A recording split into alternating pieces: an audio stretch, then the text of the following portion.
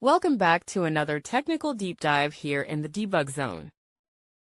Today, we're tackling a big question and breaking it down with insights from other users. Hopefully, this clears up some misconceptions and helps you get the answer you need. So, buckle up, stay a little curious, and let's jump right in.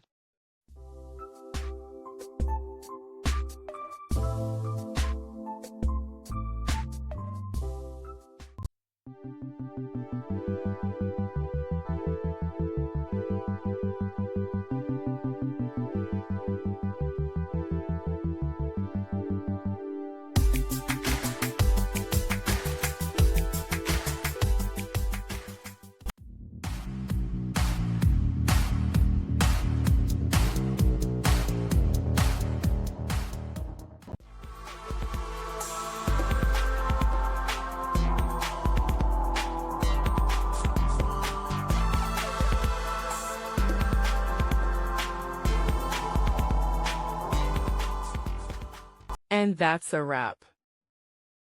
I hope you found the answer you were looking for. If you did, take a second to hit that subscribe button. It really helps out.